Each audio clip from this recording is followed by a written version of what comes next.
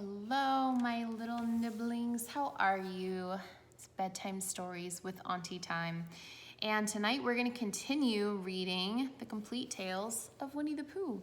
I believe we are on chapter 4.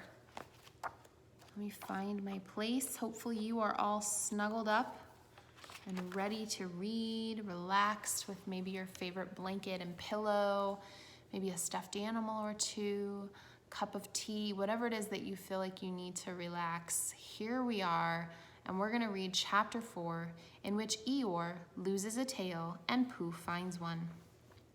The old gray donkey Eeyore stood by himself in a thistly corner of the forest, his front feet well apart, his head on one side, and thought about things.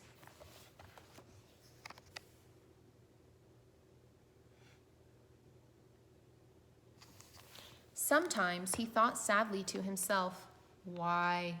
And sometimes he thought, "Wherefore?" And sometimes he thought, "Inasmuch as which?" And sometimes he didn't quite know what he was thinking about. So when Winnie the Pooh came stumping along, Eeyore was very glad to be able to stop thinking for a little while in order to say, "How do you do?" in a gloomy manner to him. "And how are you?" said Winnie the Pooh. Eeyore shook his head from side to side. "Not very how," he said. "I don't seem to have felt at all how for a long time." "Dear, dear," said Pooh, "I'm sorry about that. Let's have a look at you." So Eeyore stood there gazing sadly at the ground, and Winnie the Pooh walked all around him at once. "Why, what's happened to your tail?" he said in surprise.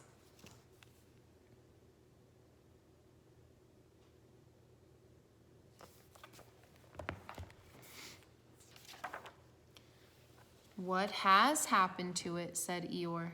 "It isn't there." "Are you sure?" "Well, either a tail is there or it isn't there. You can't make a mistake about it, and yours isn't there." "Then what is?" "Nothing." "Let's have a look," said Eeyore, and he turned slowly around to the place where his tail had been a little while ago, and then finding that he couldn't catch it up, he turned round the other way until he came back to where he was at first. And then he put his head down and looked between his front legs, and at last he said with a long, sad sigh, "I believe you're right."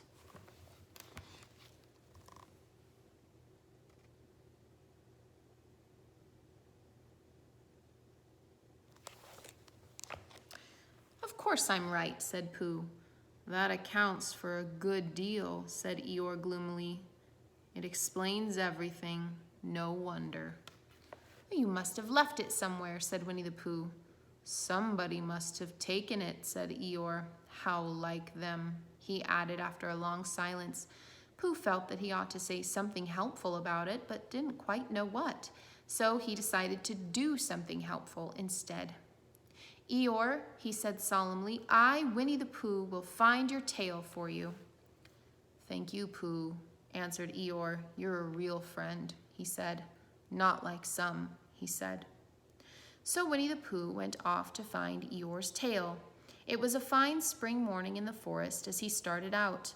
Little soft clouds played happily in a blue sky, skipping from time to time in front of the sun, as if they had come to put it out, and then sliding away suddenly so that the next might have his turn. Through them and between them the sun shone bravely, and a copse which had worn its furs all the year round seemed old and dowdy now, beside the new green lace which the beeches had put on so prettily. Through the copse and spinney marched Bear, down open slopes of gorse and heather, over rocky beds of streams, up steep banks of sandstone into the heather again, and so at last, tired and hungry, to the 100-acre wood. For it was in the 100-acre wood that Owl lived.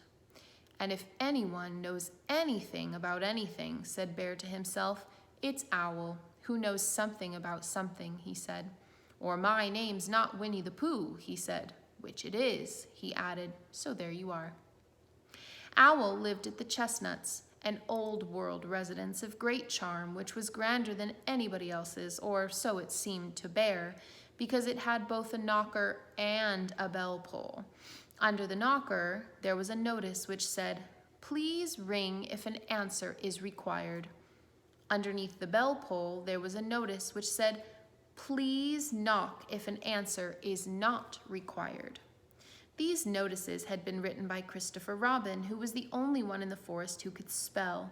For Owl, wise though he was in many ways, and able to read, write, and spell his own name, yet somehow went all to pieces over delicate words like measles and buttered toast.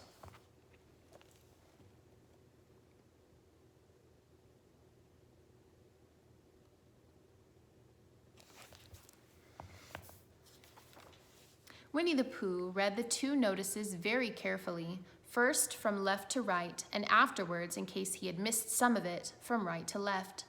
Then, to make quite sure, he knocked and pulled the knocker, and pulled and knocked the bell rope, and he called out in a very loud voice, "Owl, I require an answer. It's Bear speaking." And the door opened, and Owl looked out. "Hello, Pooh," he said. "How's things?" "Terrible and sad," said Pooh, "because Eeyore, who's a friend of mine, has lost his tail, and he's moping about it. So could you very kindly tell me how to find it for him?" "Well," said Owl, "the customary procedure in such cases is as follows." "What does customony proceed cake mean?" said Pooh, "for I am a bear of very little brain, and long words bother me." "It means the thing to do." "As long as it means that, I don't mind," said Pooh humbly. "The thing to do is as follows. First issue a reward. Then—" "Just a moment," said Pooh, holding up his paw. "What do we do to this? What were you saying? You sneezed just as you were going to tell me." "I didn't sneeze." "Yes, you did, Owl." "Excuse me, Pooh, I didn't. You can't sneeze without knowing it." "Well, you can't know it without something having been sneezed." "What I said was, first issue a reward." "You're doing it again," said Pooh sadly. "A reward," said Owl very loudly. "We write a notice to say that we will give a large something to anybody who finds Eeyore's tail." I see, said Pooh, nodding his head. "Talking about large somethings," he went on dreamily, "I generally have a small something right about now, about this time in the morning." And he looked wistfully at the cupboard in the corner of Owl's parlor. "Just a mouthful of condensed milk or whatnot, with perhaps a lick of honey." "Well then," said Owl, "we write out this notice and we put it up all over the forest."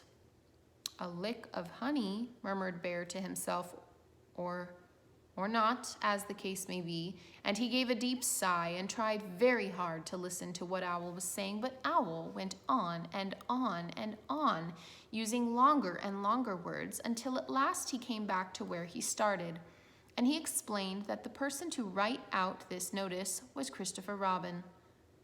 "It was he who wrote the ones on my front door for me. Did you see them, Pooh?" For some time now, Pooh had been saying yes and no in turn with his eyes shut to all that Owl was saying, and having said yes, yes last time, he said no, not at all now, without really knowing what Owl was talking about.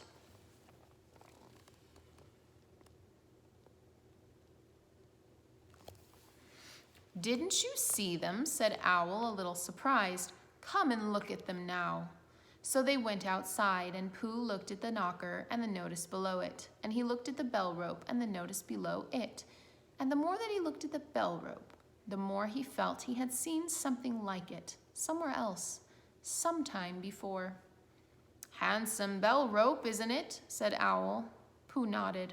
"It reminds me of something," he said, "but I can't think what. Where did you get it?" "I just came across it in the forest. It was hanging over a bush. I thought at first somebody lived there, so I rang it, and nothing happened. And then I rang it again very loudly, and it came off in my hand."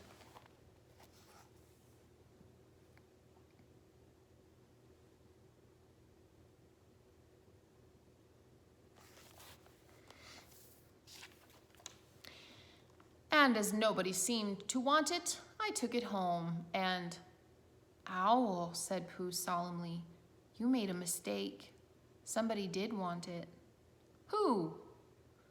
Eeyore. My dear friend Eeyore, he was fond of it. Fond of it?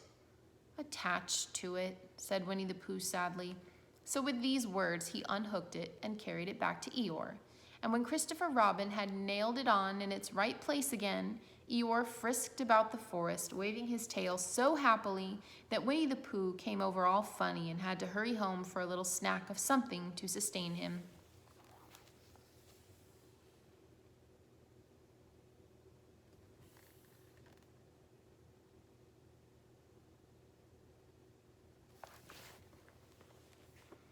And wiping his mouth half an hour afterwards, he sang proudly to himself, "Who found the tail?" "I," said Pooh, "at 1:45, only it was 11:15 really. I found the tail." And that is the end of chapter 4. I hope you guys have pleasant dreams, hydrate, take care of yourself, and sleep well. Good night.